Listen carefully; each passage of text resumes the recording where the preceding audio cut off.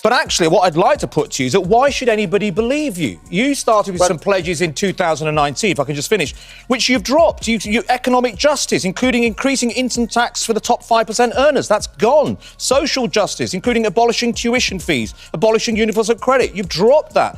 A moment on live TV recently rocked the political scene. Adil Ray, the prominent reporter, went head-to-head with Keir Starmer, and it didn't go as Starmer had hoped. What began as a typical interview quickly turned into a heated showdown, with Ray challenging Starmer on his policies. As Starmer attempted to spin his plans for the country, Ray cut through the rhetoric and exposed the uncomfortable truths behind the scenes. What exactly did Adil reveal? And how does it shed light on the real problems facing the UK? Let's dive into the details.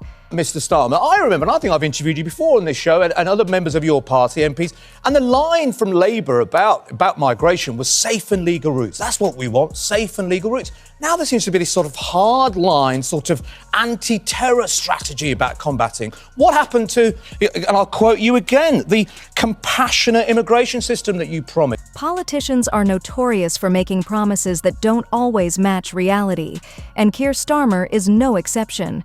Throughout his time in office, he's been spinning one tale after another, but when Adil Ray interviewed him, he wasn't buying it.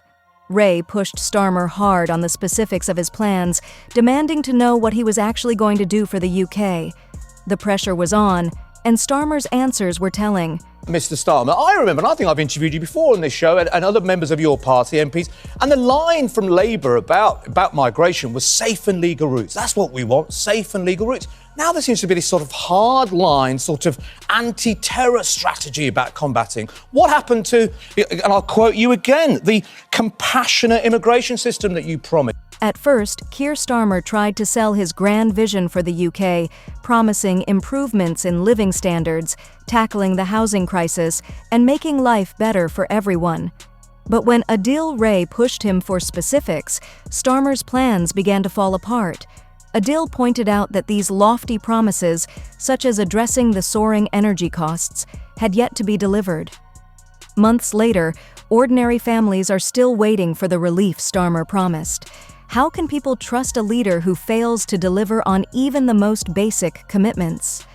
Adil wasn't having it, and called Starmer out for lacking a concrete plan and failing to confront the real issues. This wasn't the first time Starmer had been exposed for making empty promises, and it likely won't be the last. The public is starting to see through the facade. Starmer talks a big game, but when it comes to action, he's nowhere to be found. How much longer can he keep making excuses before the people of the UK demand real, tangible change? The clock is ticking. Today, the energy price cap rise has been announced, and that's going to cause real pain for so many households. So many people have said to me, look here, I may not be the hardest up, but I'm going to really struggle to pay these energy bills. Small businesses that have said, look, the last 2 years have been really tough with COVID, and now we're expected to pay these massive increases. At the same time, oil and gas companies are making enormous profits. If you live in the UK right now, you don't need reminding of how expensive life has become. Everything's rising. Heating bills are sky high, rent is spiraling out of control, and food prices seem to increase every time you visit the supermarket. The housing market. First-time buyers can barely get a foot in the door, while renting is becoming increasingly unaffordable. So what's the government doing about it? The short answer: not nearly enough. The promises made don't seem to match the reality of what's happening on the ground. This is working in the way that people are entitled to see from their public services. Prime Minister, are you a working person? Well, I would define a working person as somebody who goes out and earns their living, usually paid in a sort of monthly check. But I think that's obviously very broad, so let me be clear. What I mean, or if you like, who I have in my mind's eye when I make decisions as Prime Minister, are the sorts of working people who go out, work hard, and maybe save a bit of money, but don't have the wherewithal to write a cheque to get out of difficulties if they and their family get into difficulties. That definition. That's Under Starmer's leadership, the promises of affordable living and relief from financial pressure feel like a distant fantasy. What happened to his campaign? Promises about making housing affordable. For young people trying to get on the property ladder, It's a cruel joke. Rent prices are soaring, and finding a place to live has become an uphill battle. The pledge to help young people seems to have fallen by the wayside, as things only continue to get tougher. Meanwhile, energy bills are through the roof, and the government seems oblivious to the struggles of ordinary people. Starmer may talk about a better future, but for many in the UK, that future feels bleak right now. When will someone finally step up and address these urgent issues? Can we really trust a leader who promised change but has yet to deliver when the pressure is at its peak? The public is growing frustrated, and time is running out for Starmer to show he's capable of real leadership. Oh my goodness, where do you start? Not even the most loyal party member, lifelong socialists who have spent decades stuffing envelopes to spread the word, could have anticipated such a disastrous beginning to this Labour administration. I actually feel sorry for Labour supporters, Labour voters, Labour activists, because it's my view that they've been let down by a charlatan leader in Sir Keir Starmer, who had no plan and is already horribly out of his depth. Now, I voted Labour in 1997, when their anthem was "Things can only get better." But after just 100 days under Sir Keir Starmer, Labour are playing a very different tune. Now, we're on the road to hell. Another issue that Adil Ray pressed Starmer on was the minimum wage. It's no secret that the cost of living has surged, but wages have struggled to keep pace. For workers across the UK, it's becoming increasingly difficult to make ends meet when their paychecks just don't stretch as far as they used to. Raising the minimum wage was supposed to be a solution to help those at the bottom, but has it actually worked? In theory, raising wages sounds like a win for workers. More money in their pockets. But in practice, it's creating challenges for businesses, particularly small ones. They're finding it difficult to raise wages and still keep their prices competitive. The result? Some businesses have been forced to make tough decisions, including reducing staff numbers to keep their operations afloat. So, while some workers are getting a pay bump, many others are losing their jobs. This raises an important question. Is this really helping the people who need it most? For those who've lost their jobs or seen their hours cut, the higher wage is little more than a hollow promise. Now they've come in, they've waited, they haven't got the economic growth in 4 months. Of course they haven't got the economic growth in 4 months. We knew they weren't going to get the economic growth in 4 months, and then they've had to put up taxes by £40 billion. And when you put up taxes in that way, it's very difficult to secure economic growth, Mike, because businesses, want to take on more people, but you're putting up national insurance, you're raising the minimum wage. Right. When you're a small business, you're listening to this, you're listening to this budget, you're going over your books at the kitchen table over the course of the next week. Why on earth would you have to take the risk to take somebody else on to try and invest in this country, whether you're a small business or indeed whether you're a large business, because you're going to end up paying higher tax. Well, that's the thing. Adil Ray pointed out that raising the minimum wage should come with a strategy to protect businesses from being overwhelmed by higher labor costs. But, as it stands, Starmer's plan lacks that essential foresight. It's just another well-intentioned promise that sounds great on paper, but fails to deliver when put into practice. Why isn't anyone holding Starmer accountable for the real-world consequences of his decisions? Now, let's take a closer look at some of Starmer's other promises, specifically regarding taxes and immigration. When he first entered the political spotlight, he vowed to reform the tax system, address immigration issues, and prioritize the needs of UK citizens. However, as time has passed, it's become clear that these promises were nothing more than empty political rhetoric, leaving the public disillusioned and questioning his leadership. 10 million pensioners will say, he's the guy who made so many of us cold this winter. And that report that was out the other day when we were talking, they say, and this is Labour Party research, up to 4,000 pensioners could die from the cold this winter. And when you flip that and you see those appalling photographs of those freed prisoners, right? Guess where they're going, people? You got it. Tax-funded hotels. So I'm going to clear the backlog in prison by letting a bunch of bad uns out, and I'm going to put them in the hotels, and you're going to pay like you are for migrants, but I'm going to screw the pensioners. How does that make any sense? When it comes to taxes, Starmer promised to ease the burden on working families and ensure the wealthy paid their fair share.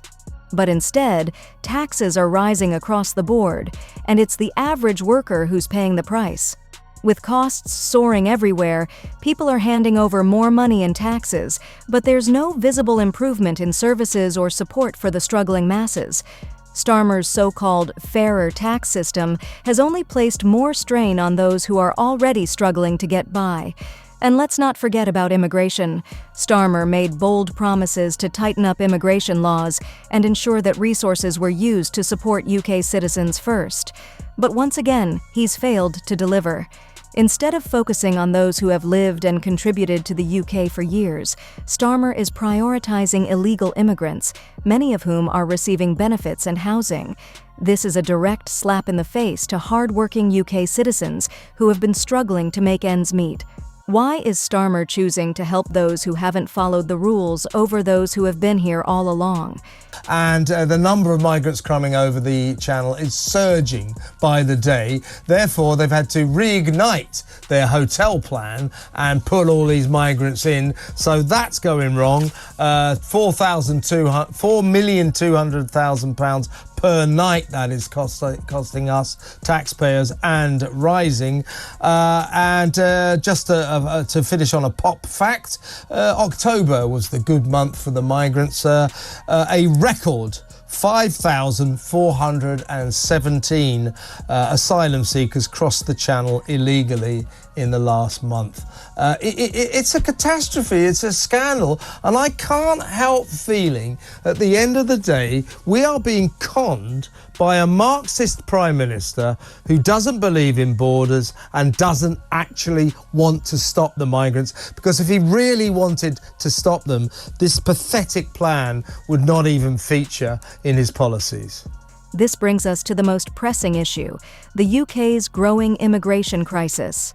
Under Starmer's leadership, immigration policies have come under intense scrutiny. While illegal immigrants continue to flood into the country, Starmer seems to be doing little to address the crisis. Instead, he's doubling down on policies that prioritize illegal migrants, offering them housing in hotels, financial support, and even access to council housing. Meanwhile, UK citizens, many of whom are struggling to make ends meet, are left to fend for themselves.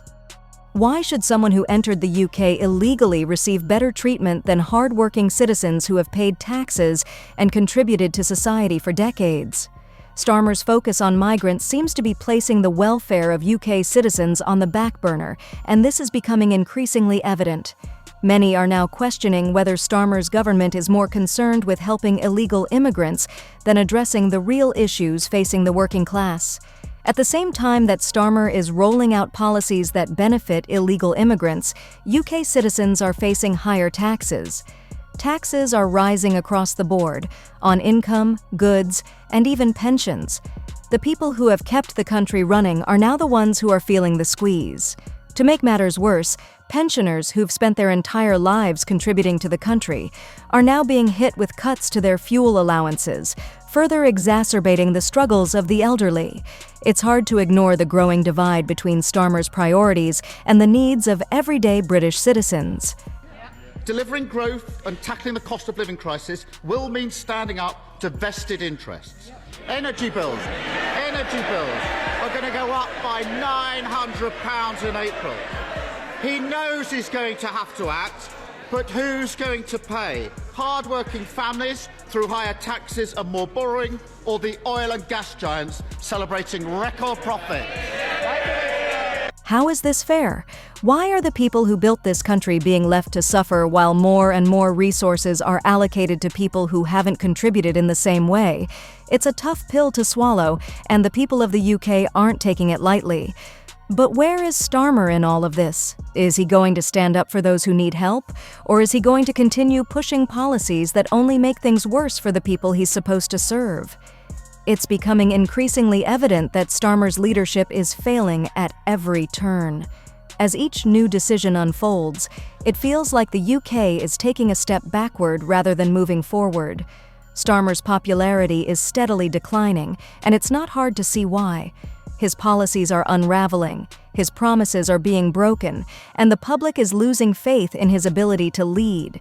People are asking the crucial question: what has Starmer actually done for the UK? It's easy to make promises, but delivering on them is another matter entirely. Starmer's inability to produce tangible results is costing him the support of the British public. With every misstep, his credibility continues to erode, leaving the UK searching for a leader who can truly make a difference. So Keir Starmer's all the rage on TikTok. You're all talking about him, whether it's freeing the sausages, whether it's all the freebie gifts he gets, the suits, the accommodation. Thing is, people hate hypocrisy. He said he'd clean up British politics. He was holier than thou. And it turns out he's just like all the others. Now, bear with me a second. You never guess, I paid for them myself. Adil Ray's interview with Keir Starmer was a turning point, exposing the cracks in Starmer's leadership. Throughout the heated exchange, Adil didn't hold back, challenging Starmer on his empty promises and lack of action. He pointed out how Starmer's grand plans for the country had failed to materialize, from rising taxes to the growing immigration crisis. It was more than just a political confrontation. It was a reflection of the nation's frustration with Starmer's leadership. The public is tired of hearing promises that go unfulfilled. Adil's question struck at the heart of the issue. Is Starmer really capable of leading the UK, or is he simply another politician offering empty words? This interview made it clear that the UK needs a leader who can deliver, not just talk. It's very similar to the world of 1984. Eventually, it will break. I desperately hope that we will do it by what I call a restoration, going backward. But equally, it is possible that those fears of the government and the DPP and everything else, that there will be violence. It is entirely possible that it's true that that terrible prophecy will be fulfilled. And the thing that terrifies me is all of this is not something that's just going on in conversations between you and me. It's going to the street. This is what is terrible. The reality is that Starmer's time in office has been a disappointment for the UK. Rising bills, unfulfilled promises, and a failure to provide real solutions have left citizens feeling neglected.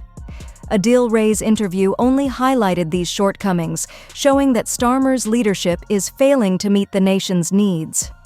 The UK deserves more than empty rhetoric. It needs a leader who listens, acts, and delivers results. With Starmer's credibility in freefall, it's clear that the country deserves a change in leadership, one that truly prioritizes the needs of the people over political games. If you enjoyed, please leave a like and subscribe to our channel. You can watch more videos from us here.